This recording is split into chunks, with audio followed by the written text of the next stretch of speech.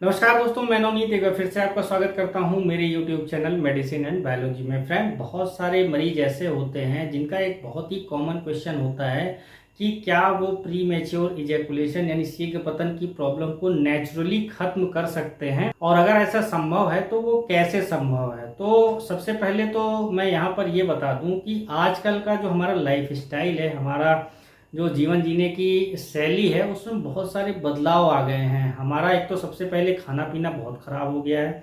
उसके साथ ही साथ हम जो एक्सरसाइज जैसी चीज़ें हैं, फिजिकल वर्कआउट जैसी चीज़ें हैं, वो पूरी तरीके से हमने बंद कर दिया है, जिसकी वजह से बहुत सारी प्रॉब्लम्स जो है वो आजकल चाहे मेल हो या फीमेल हो, दोनों में हो रही है। अगर स्पेशली मैं मेल की बात करूं तो मेल में इसकी वजह से प्री मेच्योर इजैकुलेशन और दूसरा जो है इरेक्टाइल डिस्फंक्शन, ये दोनों प्रॉब्लम बहुत ही ज़्यादा कॉमन है। अब ये जो प्री मेच्योर इजैकुलेशन की प्रॉब्लम है, बहुत सारे लोग, मैं यहाँ पर अपनी इस वीडियो में बता देना चाहता हूँ, उनको इसका एग्जैक्ट मतलब ही नहीं पता है। बहुत सारे लोगों को ये लगता है कि वो अपने पार्टनर के साथ में इंटरकोर्स 1 घंटा आधा घंटा करेंगे, अभी जो है ये सामान्य है और प्री मेच्योर इजैकुलेशन की कैटेगरी में ये चीज नहीं मानी जाए। तो सबसे पहले आप यहाँ पर प्री मेच्योर इजैकुलेशन क्या होता है उसको समझिए, और लोगों के कहने पर ये मत समझ लीजिए या आपने कहीं पर सुन लिया तो आप ये मत समझिए कि आपको प्री मेच्योर इजैकुलेशन की प्रॉब्लम है। प्री मेच्योर इजैकुलेशन का मतलब ये होता है कि वजाइनल पेनिट्रेशन का जो टाइम है वो अगर 1 मिनट से कम है या 2 मिनट से कम है या लगभग 3 मिनट से भी कम है, तो ये प्री मेच्योर इजैकुलेशन की कैटेगरी में आता है। अगर वजाइनल पेनिट्रेशन टाइम जो है 3 मिनट है, 4 मिनट है, 5 मिनट है, 6 मिनट है, किसी किसी का 7 मिनट भी होता है, अगर इतना वजाइनल पेनिट्रेशन है किसी का, तो भाई ये बिल्कुल सामान्य है, उस व्यक्ति को किसी भी तरीके की कोई समस्या नहीं है। अब बहुत सारे लोग ऐसे भी हैं जिनको वजाइनल पेनिट्रेशन पता नहीं है, तो मैं यहाँ पर ये बता दूं कि जब भी आप अपने पार्टनर के साथ में परफॉर्म करने जाते हो तो फोर प्ले या आफ्टर प्ले में आप जो भी करते हो वो चीज काउंट नहीं की जाती प्री मेच्योर इजैकुलेशन में। प्री मेच्योर इजैकुलेशन का मतलब ये होता है कि जब आपने अपना पेनिस महिला की फीमेल की वजाइना में एंटर किया, उसका टाइम अगर 3 मिनट से कम है, 2 मिनट से कम है या 1 मिनट से कम है, तो वो प्री मेच्योर इजैकुलेशन की कैटेगरी में आता है। तो आज की इस वीडियो में हम प्री मेच्योर इजैकुलेशन को नेचुरली कैसे जो है ठीक कर सकते हैं उसकी बात करेंगे, और आप लोगों को अब ये समझ में आ गया होगा कि प्री मेच्योर इजैकुलेशन का सही मतलब क्या होता है। तो वीडियो में आगे बढ़ने से पहले एक बार फिर से आपसे वही रिक्वेस्ट है, चैनल पर पहली बार आए हैं तो चैनल को सब्सक्राइब करना ना भूलें। वीडियो अगर आपको पसंद आती है, यूजफुल लगती है, तो आप इसको अपने फ्रेंड के साथ भी शेयर कर सकते हैं।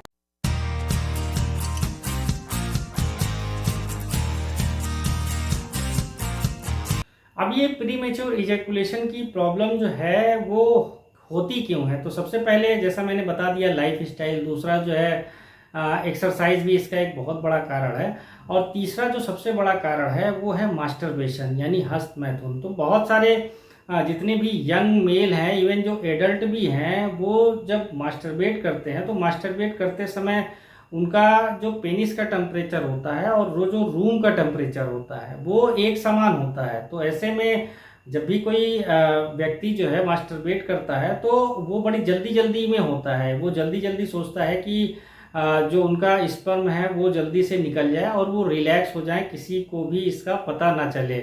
तो उस समय तो वो इतनी जल्दी दिखाता है, लेकिन जब वो अपने पार्टनर के साथ में इंटरकोर्स करने जाता है तो उस समय वो ये चाहता है कि वो एक लंबे समय तक अपने पार्टनर के साथ में परफॉर्म करे, जिससे कि वो अपनी मर्दानगी दिखा सके और उसकी जो फीमेल पार्टनर है वो भी सेटिस्फाई हो सके। अब अगर कोई व्यक्ति रेगुलर जो है कई कई बार जो है मास्टरबेट करता है तो उसकी बॉडी को एक लत लग गई है और वो उसी को फॉलो करता है। जब मेल जो है फीमेल के साथ जो है सेक्सुअल इंटरकोर्स करता है उस समय भी यही चीज होती है उसकी, क्योंकि इस चीज की लत हो गई, उसके ब्रेन को ये आदत हो गई है। तो ब्रेन हमेशा यही कोशिश करता है कि जल्दी से जल्दी स्पर्म का रिलीज हो जाए। पहला तो बड़ा ये कारण होता है। दूसरा एक कारण और होता है कि टेम्परेचर एक बहुत बड़ा रोल जो है वो प्ले करता है प्री मेच्योर इजैकुलेशन में। जब आप नॉर्मली मास्टरबेट करते हो तो उस समय आपके पेनिस का और रूम टेम्परेचर लगभग एक समान होता है,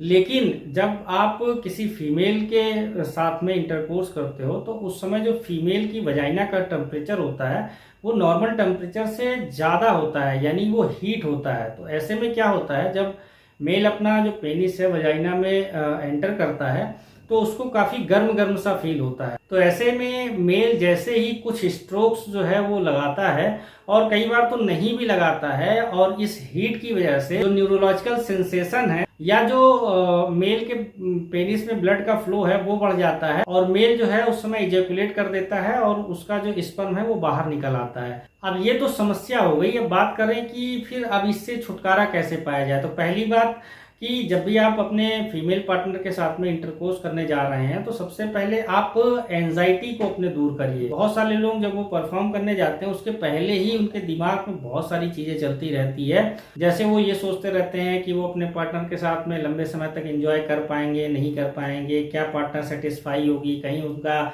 स्पर्म तो नहीं निकल जाएगा। अगर ऐसी चीजें आपके दिमाग में ऑलरेडी चल रही हैं तो निश्चित तौर पर आपको प्रीमेच्योर इजैकुलेशन की प्रॉब्लम हो जाएगी, आप सही से परफॉर्म नहीं कर पाओगे। इसी को एंजाइटी डिसऑर्डर भी कहते हैं। तो जब भी आप परफॉर्म करने जाएं इस तरह की चीजों को बिल्कुल ध्यान में मत रखें। आप केवल अच्छी चीजें सोचें, आप केवल अपने पार्टनर के साथ में अच्छे टाइम बिताने की सोचें। दूसरा तरीका ये है कि आप बहुत जल्दी में मत रहें। जब भी आप अपना पेनिस किसी फीमेल की वजाइना में एंटर कर रहे हैं तो एंटर करने के बाद आप कुछ देर तक वेट करें, जिससे कि आपका जो पेनिस है वो जो फीमेल की वजाइना है उसकी हीट को धीरे धीरे करके एडजस्ट कर पाए, जिससे कि जो न्यूरोलॉजिकल सेंसेशन है वो बड़ी तेजी से ब्रेन में नहीं पहुंचेगा। कहीं ना कहीं जो न्यूरोलॉजिकल सेंसेशन है वो धीरे धीरे जो है ब्रेन में जाएगा। उसके बाद जब आप स्ट्रोक्स भी लगाते हो तो वो धीरे धीरे लगाना शुरू करिए। अचानक से बहुत तेजी से स्ट्रोक्स लगाएंगे